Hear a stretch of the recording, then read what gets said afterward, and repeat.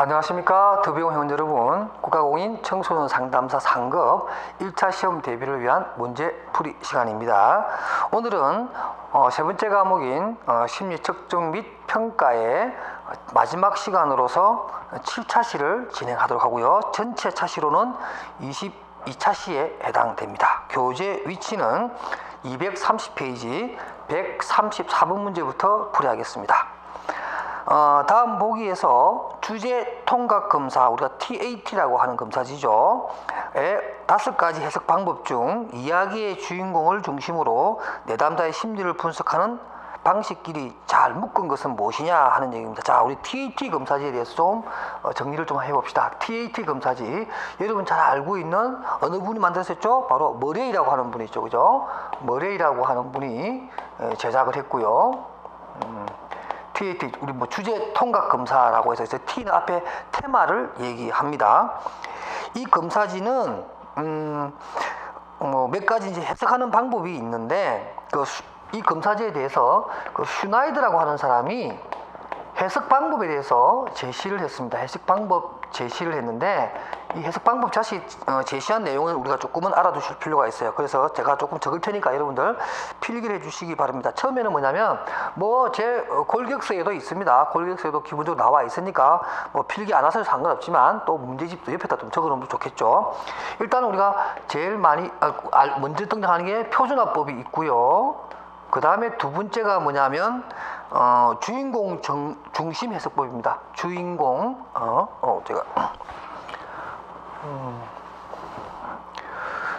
주인공 중심법이 있고요. 그 다음에 세 번째가 뭐 있냐면 바로 직관법이라고 하는 것입니다. 직관법.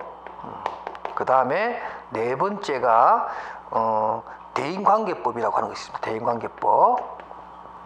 대인관계법이 있고요.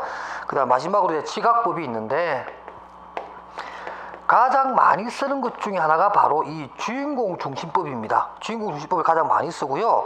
또 이 문제가 좀 복잡해지려고 그러는지 모르지만 이 주인공 중심법 안에 또 세 가지의 또 해석 방법이 또 있어요. 참 여러분 너무 머리 아프게 하는데 거기 보면 일반적으로 첫 번째가 요구 압력법이라고 하는 게 있고 그 다음에 또 하나가 이야기 속 인물 분석법입니다. 이야기 속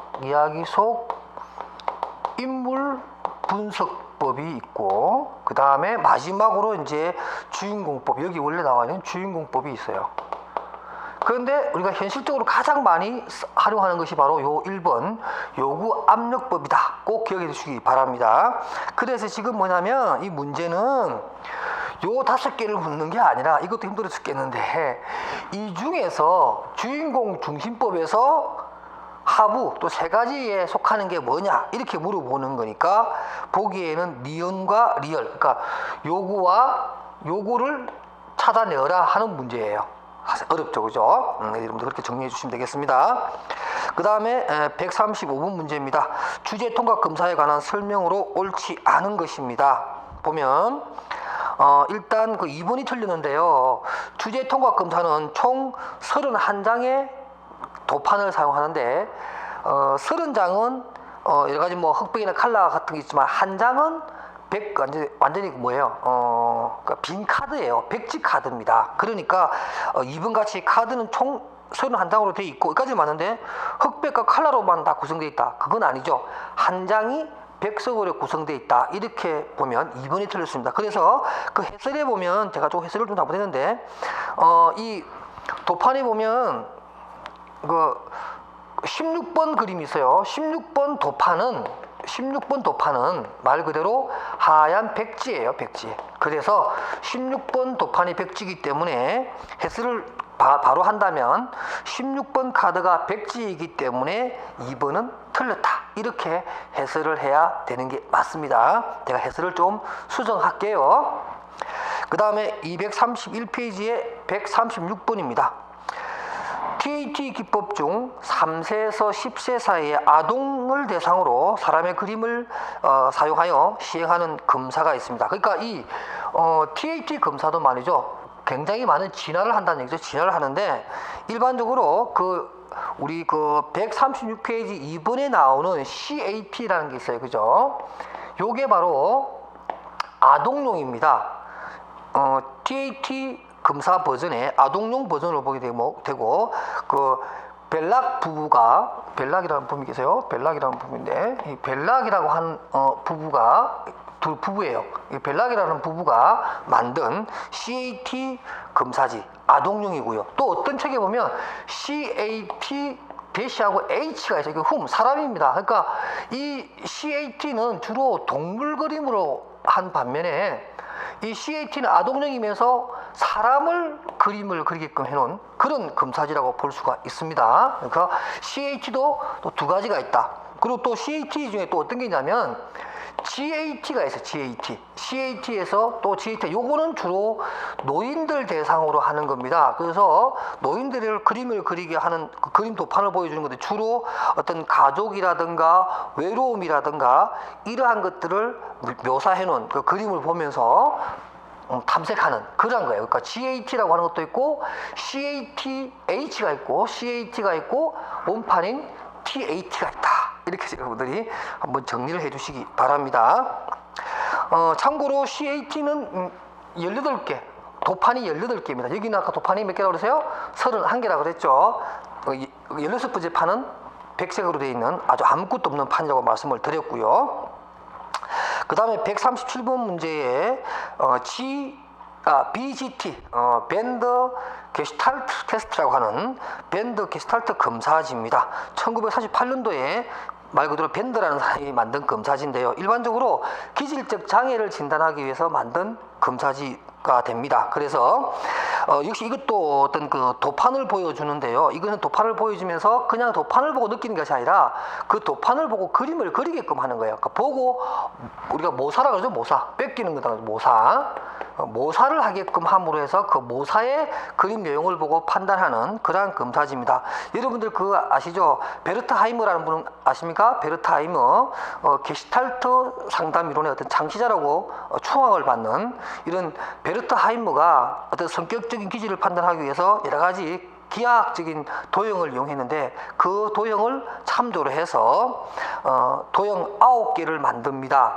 9개를 이 BGT는 도형이 9개예요. 그 9개는 이제 A 도판부터 시작해서 1번부터 8번까지 도판이 있는 9개의 도판을 이용해서 BGT를 활용을 합니다. 이 BGT는 일단 그 문제부터 한번 풀어보면 보기에는 이렇게 되어 있네요. 전체적으로 크거나 작은 그림 또는 점진적으로 커지거나 작아지는 그림 또는 고립된 큰 그림 또는 작은 그림을 그려서 그림을 보고 그리라고 했는데 그림 자체의 크기가 달라지거나 아니면은 뭐 점점 작게 그려버린다거나 함으로 해서 크기로부터 이탈해가는 모습을 보기에서 보여주는 겁니다. 그래서 137번의 답은 2번 크기의 일탈로 볼 수가 있겠고요.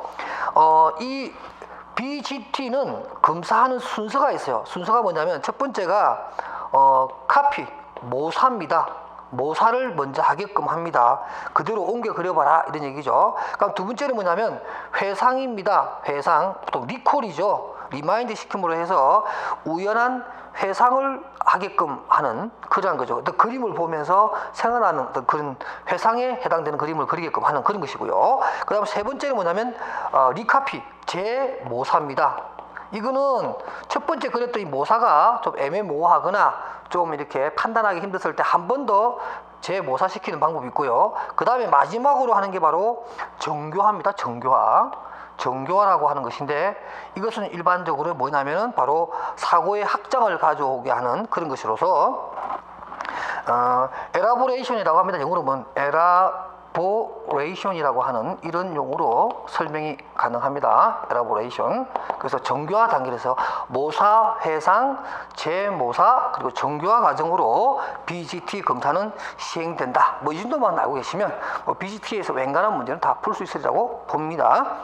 그 다음에 138번 문제입니다. SCT 문장 완성 검사에 대한 남아있는 내용이네요. 자, 그거 봅니다. 거기 보면 SCT 검사지의 설명으로 옳은 것은 해가지고 옳은 내용은 5번입니다. 단어 연상 검사. 우리 일반적으로 단어 연상하면은 떠오르는 구스타프 융이 많이 사용했던 그런 거죠. 거기서부터 출발했다. 이렇게 우리가 얘기할 수 있겠고요.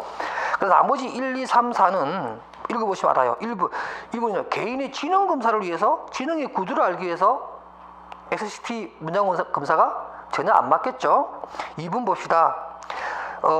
미완성 문장은 직접적인 질문에 비해 수검자가 방어적 태도를 취할 수 있도록 한다. 그건 아니겠죠. 역시 이것도 투사검사이기 때문에 방어적 검사를 못하게끔 하려고 하는, 방어적 태도를 못하게끔 하는 그런 장점이 있다는 거죠. 그 다음에 3 보면 가족, 성, 대인관계, 자기개념. 아까 제가 말씀드렸잖아요. 그죠?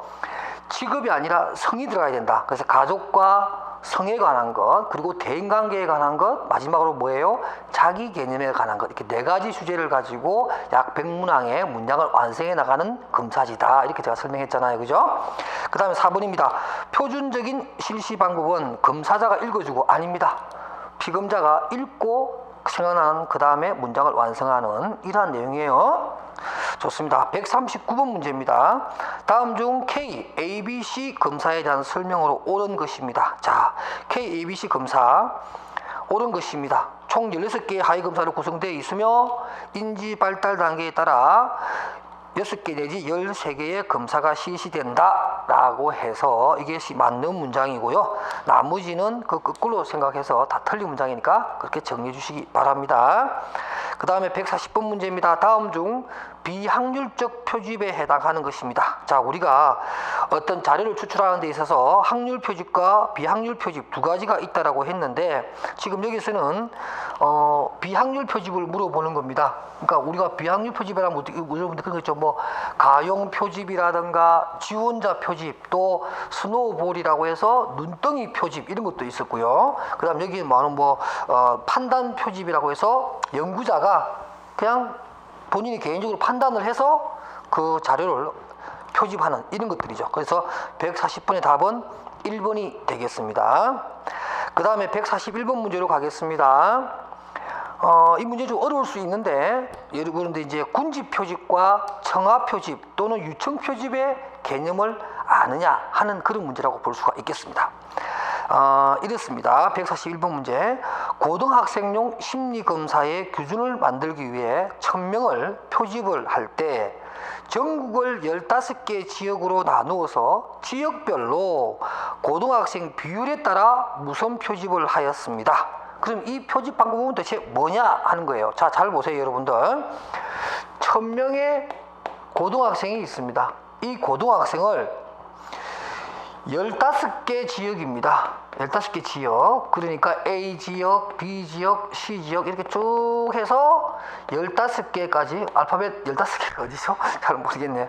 자, 이걸 바꿉시다. 저도 알파벳 순서 잘 몰라요.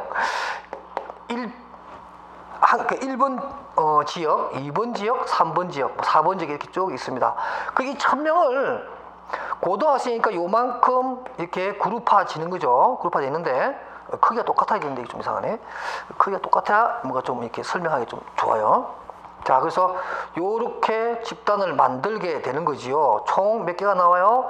15개가 나오는 거죠. 그랬을 때 지역별 고등학생 비율에 따라, 그러니까 여기 좀 큰 도시라고 좀 봅시다. 그럼 여기가 이 전체 1000명 중에서 여기가 전체가 비율이 크단 말이에요. 1000명을 표집하는데 여기가 전체 고등학생의 한 50%를 차지하는 그런 큰 지역입니다. 예를 들면 서울 같은 지역이죠. 그러면 1000명의 50%를 뽑아야겠죠. 그 다음에 이제 좀 대도시, 요거는 뭐 30% 너무 많다. 예를 들면 뭐 한 20% 차지하는 곳, 10% 차지하는 곳, 이렇게 되겠죠. 뭐 이게 한 5% 차지하는 곳. 전체적으로 이걸 모집단을 얘기합니다. 그 여기에 맞게끔 여기도 20%, 여기도 10% 해서 결국에는 이제 100%에 해당되는 그러한 표집을 만든 겁니다. 그런데 지금 이거 보세요. 이 하위 집단들은 지금 동질적이냐 이질적이냐는 거예요. 자, 1번 지역에 사는 고등학생과 2번 지역에 사는 고등학생 묶음입니다. 이 자체적으로 동질적이지만 서로가는 지금 이질적인 거예요. 이질적인 내용을 담고 있죠. 그래서 이제 전체적으로 1000명을 뽑기 위해서는 여기에 50% 해당되는 인원, 예를 들면 뭐 한 200명이다. 그럼 200명을 뽑는 거죠. 그다음 여기 20명이 20명이 해당되니까 여기 한 200명을 또 막 그냥 무작위로 뽑는 거예요.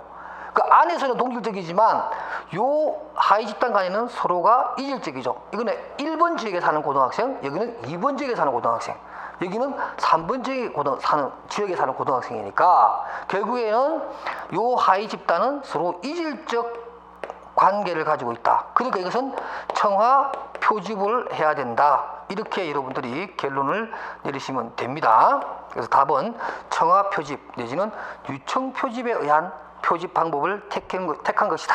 이렇게 보시면 되겠습니다. 그 다음 142번입니다. 청소년 내담자의 사고 과정에서 나타날 수 있는 장애 중 내담자가 특정 주제에 대해 상담자에게 말하다가 엉뚱하게 전혀 관련이 없는 주제로 넘어가는 것입니다. 자, 이것을 우리가 해설에 가서 한번 보도록 할게요. 청소년 내담자와 상담하다 보면 반복성입니다. 상담자의 말에 상관없이 내담자가 자기 하고 싶은 말을 계속 반복적으로 하는 그런 내용. 그 다음에 빗나간 사고입니다. 그러니까 특정 주제에 대해서 말을 하지만 자꾸만 그 얘기의 어떤 핵심에서 벗어나는, 빗나가는 그러한 사고 체계를 보여주는 것이고요. 그 다음에 비약된 사고입니다. 이것은 갑자기 느닷없이 얘기가 팡 뜨는 거죠. 그러니까 엇나간 얘기는 아니지만 어떤 정도나 수준이 갑자기 뛰어넘고 아니면 중간에 뭔가 하나 빠져버리는 이러한 어떤 사고 체계를 말하는 것이고, 그 다음에 장황한 사고 과정입니다.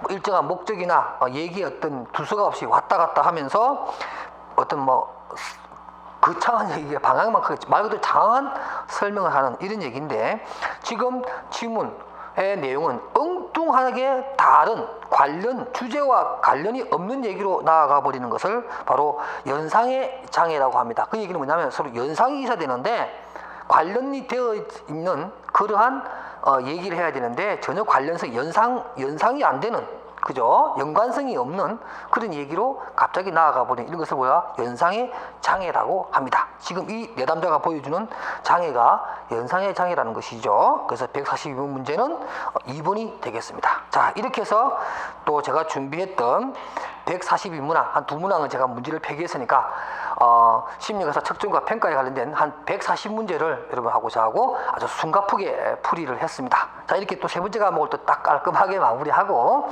다음 시간에는 또 저와 함께 상담 이론에 대해서 또 문제 풀이합시다. 상담 이론은 또 이렇게 심리가사의 측정과 평가와 또 달리 또 집단 상담과 비슷하게 평소에 상담 쪽에 공부를 많이 하신 분들은 감으로도 잡는 그런 문제들이 굉장히 많아서 또 일반 상담 이론, 그러니까 정신육종 상담 이론부터 시작해서 윌리엄 그레스의 현실요법까지 총 한 10서너 개의 상담 이론이 주로 많이 나오기 때문에 평소에 상담학을 공부하신 분들은 쉽게 접근하는 문제라고 볼 수가 있습니다. 어쨌든 시험은 시험이니까 객관식 문제를 풀면서 준비해 보도록 하겠습니다. 그럼 다음 시간에 제 4과목 상담 이론을 가지고 여러분 찾아뵙겠습니다. 안녕히 계십시오.